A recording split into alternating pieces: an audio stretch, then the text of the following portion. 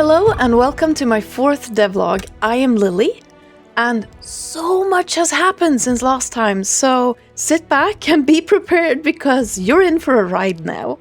To start out, I added rocks into the game. The physics was a little wonky at first, of course, but it was very funny to play around with, and eventually it started working the way I intended it to. I even managed to fix so that when jumping onto a rock, it temporarily becomes solid so that Calvin can stand on it. In addition to this, I decided to create a squish zone to the rocks. So as soon as small enemies collide with it, they will get squished and disappear.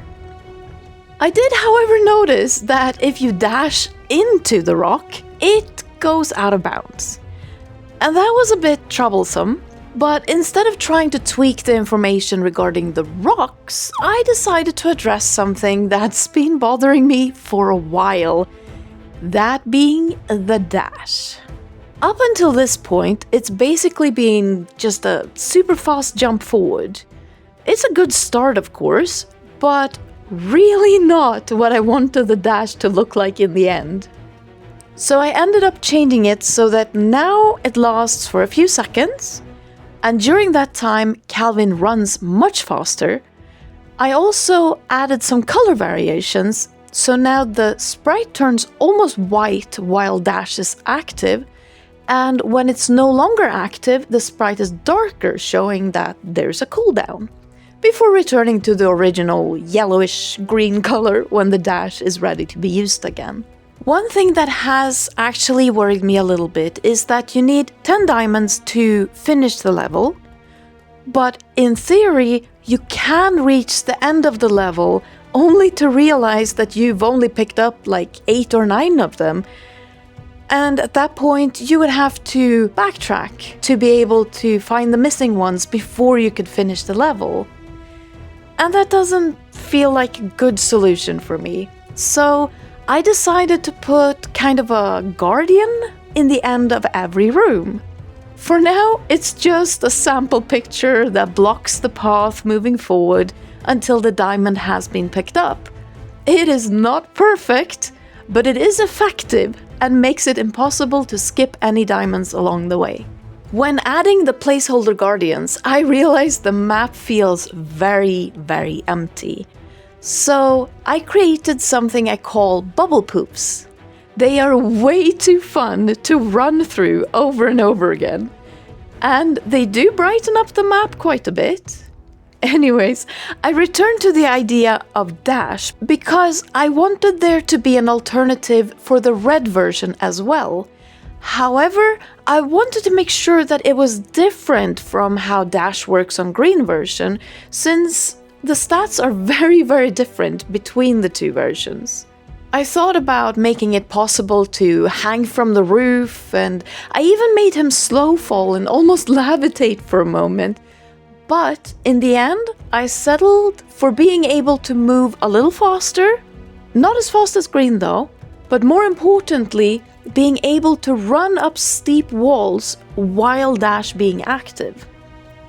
Little Calvin actually has a third version, one that I haven't really shown much.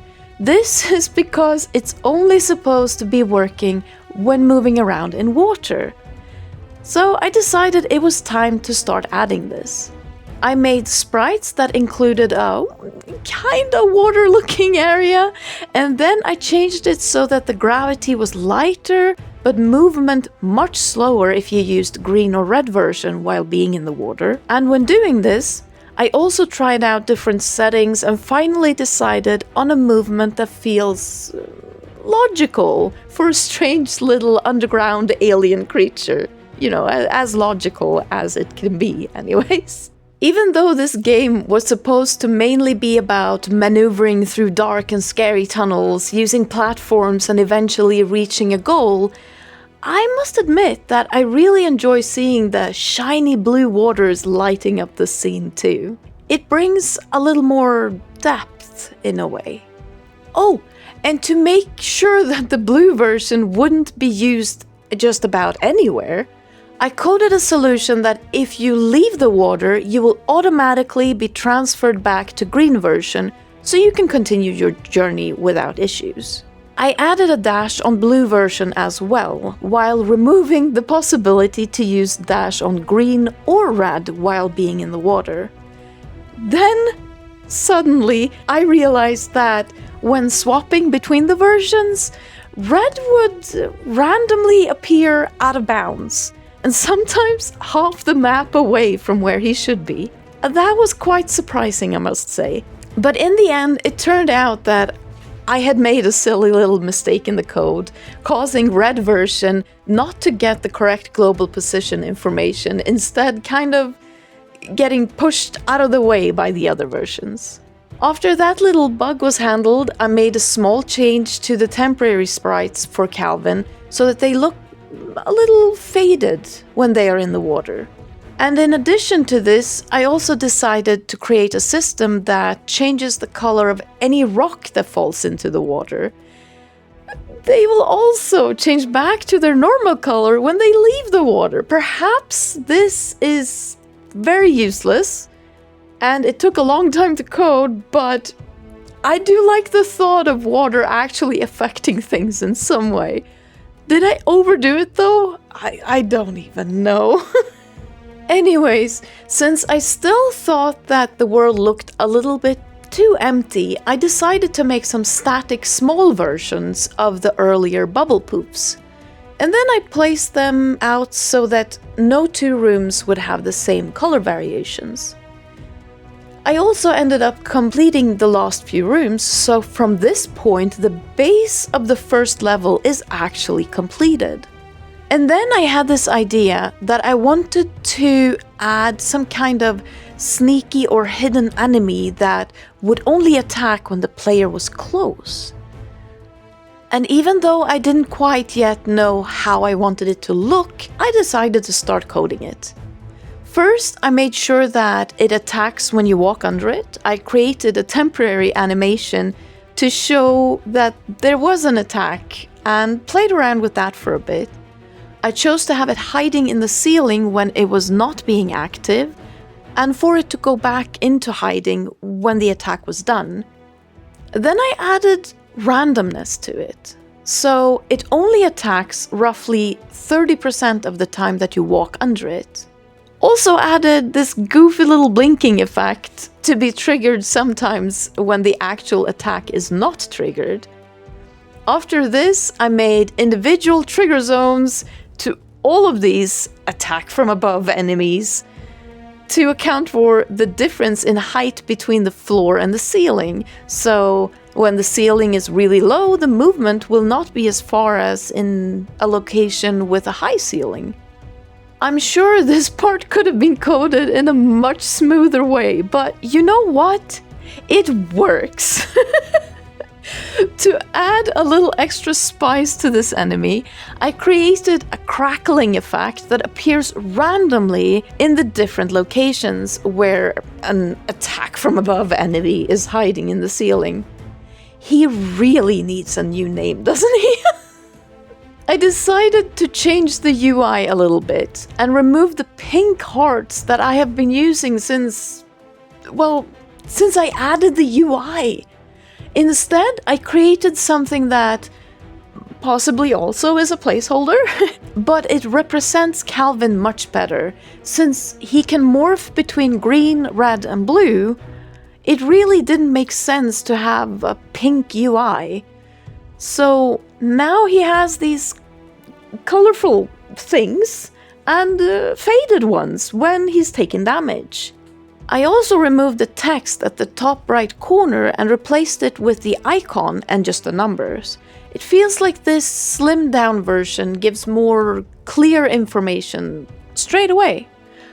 And yes, I admittedly really do not like the diamond placeholder picture, but I will deal with that later, maybe.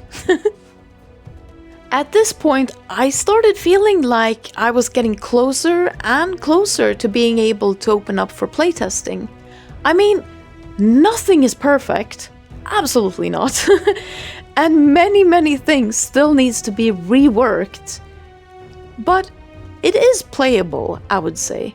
But there were still some things that I really wanted to fix before taking this huge next step on the journey. I created a game over screen, so it would be much more clear what happened and not just a surprise, here's the main menu situation. And since the game is supposed to have a story that at this point is not yet added into the game, I needed a way to communicate with the players. So I added a few information scrolls to make it easier when testing the game. They now pop up when you stand in front of the scroll, and when you finished reading, you can just walk away or press continue and then go. I finally started adding music and some sound effects, and then quickly moved on to the last two things I wanted to complete before going into playtesting. The first one was to add an enemy that when Calvin is far away, it would just calmly be floating around in the water, but as soon as he gets close, they would start following him and eventually do damage if they got close enough. At least that was the plan, but the road there was longer than I wanted it to be. I tried using navigation regions and navigation agents, and before I knew it, I had a very choppy movement, but at least it was movement. After tweaking the code for a little bit, I had an enemy that worked as I wanted it to. This actually made me very happy because suddenly I only needed to sort one last thing. But before then, I made sure to update all water areas and add follower enemies, and I also changed the sprite so when they casually move around they blink slowly and move slow, and when they chase Calvin they're blinking fast instead, really giving it a bit of a warning to the player. As usual, when I have one thing left to do on a list, I sidetrack and decide to do something else instead. In this specific situation, I decided to create a flower that will always heal up to max health. But after it's been used, it will wither and die. I then placed out 10 of these on the map, one in each room except there was none in the first room and 2 in the last room. For some unknown reason, I found myself sidetracking again. This time, I decided to create a temporary sprite for the Guardians. Remember the ones that are in the way before you pick up the diamonds in the room? Well, now they are not a grey box anymore. Instead, they are animals? And, you know, while I was already sidetracked and making strange drawings, I decided to update the attack from above, so it's no longer just a black blob. Instead, he's now a black blob with teeth. And then I sat down on what would actually be the day that I opened up for playtesting. Obviously, I didn't know that when I started, and I can promise that I did not think that was a possible outcome at all. Because instead of addressing the last point on my list, I kept procrastinating. This time, by completely rebuilding the entire setup for the player character. It is now a much better setup than it was before, and hopefully, in the long run, it should make it less likely to run into any issues regarding having 3 different versions of Calvin. And at last, I started addressing the elephant in the game, the movement. Because even though the movement feels okay most of the time, there's one specific situation that was absolutely driving me crazy. It was not possible to jump while walking downhill, because the code that I wrote simply doesn't allow for jumping if you have already left the ground. And in some areas of the map, it's just too steep, and little Calvin with his tiny legs goes into a tiny freefall. After thinking about this for a while, I came up with the solution that he could jump as long as he had been on the ground within a specific time frame before this moment. It didn't feel 100% reliable, but I was now able to jump while going downhill, so I was ready to give others a chance to test the game. I went on to itch.io and uploaded my project. It's a strange feeling to do so, at least it was for me. On one hand, I felt relieved because I had in fact reached my first goal, but on the other hand, I was scared because suddenly I had no idea what else lay ahead. Would this be the end of the project or just a new way to move forward? Very scary. But yes, after almost 200 hours of work, it is now possible to test the game. And on the Discord server, there's even a high score leaderboard for the speedrun times. So if you want to join the incredibly amazing people that get updates earlier than anyone else, and if you want to have a chance to make your voice heard about this game and its development, there's a link to the Discord server under this video. There's also a link where you can find the game on itch.io if you would like to test it out. But please remember, this is the very first playtest, so there are bugs, and I would appreciate any feedback that you can give too.